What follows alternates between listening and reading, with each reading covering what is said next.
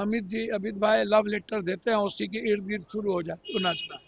अगले बार भी 9 सीट जबरदस्ती जीत के आपने सरकार बनाई। नमस्कार, मेरा नाम मनीष। आप देख रहे हैं खबर तरन। पूर्णिया सांसद पप्पू यादव ने एग्जिट पोल पर गंभीर भगवान सवाल उठाते हुए कहा कि 5:30 के आधे बाद घंटे में कैसे तय ये कर लिया गया आधा कि घंटा किसकी में तय सरकार कर दिए बनने किसकी वाली है। सरकार बन जाएगी। 2020 में क्या अगले हुआ बार था, 20 में किसकी हरियाणा में सरकार क्या बना हुआ रहे था। थे ये लोग। उन्होंने कहा कि हरियाणा में साढ़े किसकी तीन सरकार करोड़ बना रहे वोट थे, में प्रशांत और किशोर को आप 12% वोट कैसे 3.5 पड़ करोड़ सकते वोटिंग हैं। में 60 लाख के दिखाने एआईएमआईएम लगोगे कि वोट एक भी कास्ट हुआ। सीट नहीं जीतने वाली 12% है। प्रशांत उन्होंने किशोर को। कहा कि देश का आई एम जेन आई जी को एक भी सीट महागठबंधन जो के साथ एमआई है। नहीं जीत रहा अमित हो। शाह मीडिया सीमांचल वालों को में लव 6 लेटर लिखते हैं। मैक्सिमम उन्होंने आगे कहा कि चोरी एनडीए करके अगर 7 से सत्ता में 8 आ जीतेगी जाए 24 तो में अलग बात है। इसके अलावा उन्होंने क्या मैक्सिमम। क्या कहा, देखें ये तो वीडियो। 24 में आ रहा है उसमें फिर से एक बार पसूरी लग रहा है कि एनडीए की सरकार बनने जा रही है। भगवान ने 5:30 के बाद ये लोग आधा घंटा में तय कर लिए किसकी सरकार बन जाएगी। अगले बार 20 में किसकी सरकार बना रहे थे ये लोग।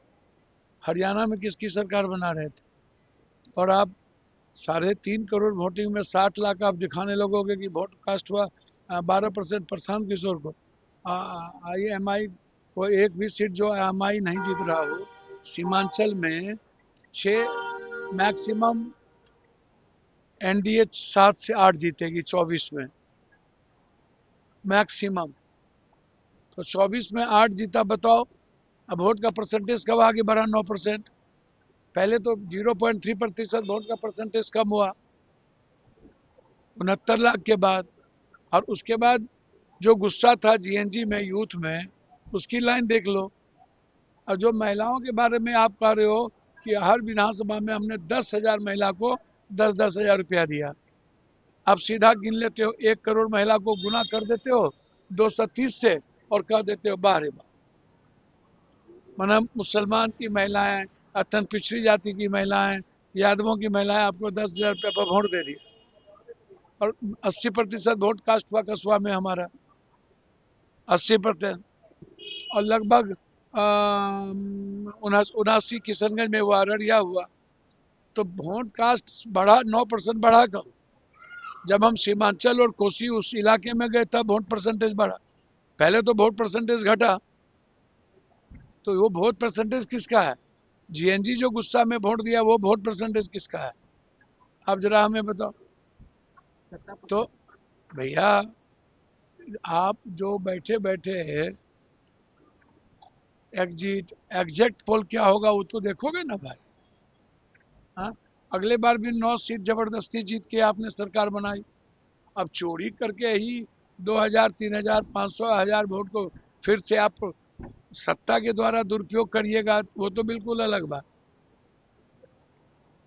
वो सत्ता है तो आप नंगा खेल खेल लेते हैं, लेकिन जनता के बदौलत तो आपके पास कुछ भी नहीं है। बदलाव हमें दिखा है, मैंने जितना बिहार का दौरा और मोटरसाइकिल से मैं तो कह रहा हूँ जितना मैंने देखा है उसमें बदलाव। इस बार न्यू जनरेशन जो है वो बदलाव चाहता है, आप इसको चाहे समझिए। सत्ता पक्ष वाले लोग कह रहे हैं कि महागठबंधन की हार होने वाली है, इस वजह से वो एक एग्जिट पोल को नहीं मान रहे हैं।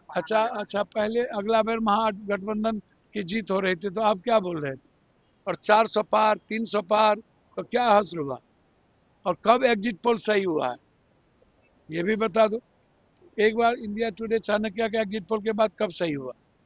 और 400 350 पार तो सब दिखा रहे थे अगली बार मोदी जी को। क्या हुआ कि बैठ करके 10 मिनट में 5 बजे के बाद शुरू कर देते हो, आधे घंटे में एग्जिट पोल। अब वोट कास्ट होता है 7 बजे तक, 6 बजे तक, 8 बजे तक। तो बिना जाने बिना समझे पहले से तय कर लेते हो और एक अमित भाई लव लेटर देते हैं, उसी के इर्द गिर्द शुरू हो जाए तो नाचना, ताकि चोरी करने का बड़ा मजा आ जाए। आपको भी सर लग रहा है कि जो एग्जिट पोल है वो जब मुझे बिल्कुल सट्टा बाजार है, माल कमाने का रास्ता है। अलग अलग तरीके से बात करते हो, महिला महिला चिल्लाते हो, यूथ को देखते ही नहीं हो। तो यूथ को भी तो देखोगे, बिहार के बारे में भी तो। देखिए मैं तो इतना समझता हूँ, मुझको जो समझ है 12 मिनिमम इंडिया गठबंधन 12-13 से तो नीचे की कोई संभावना ही नहीं है। मैक्सिमम 19 से 23 इंडिया गठबंधन जाएगा ही जाएगा, 24 भी जा सकता है, लेकिन 12-13 से तो नीचे की सभा या तो हंग असेंबली होगा या नहीं तो फिर एज होगा महागठबंधन। अगर महागठबंधन सरकार बनाती है तो उप मुख्यमंत्री चेहरा कौन होगा? उसमें तो है ही डिप्टी सीएम साहब हमारे सहनी जी, उसमें क्या दूसरे कौन? दूसरे तो महादलित और माइनॉरिटीज दोनों है ही, उसमें कोई बहस है क्या? हमारे नेता ने जो बात कह दी है कह दी है। सर दिल्ली में जो हमला हुआ है उसके बाद अब जांच इनको तो एको मिनट नहीं रहना चाहिए, रिजाइन करना चाहिए, अकाउंटेबिलिटी तो तय होती नहीं है।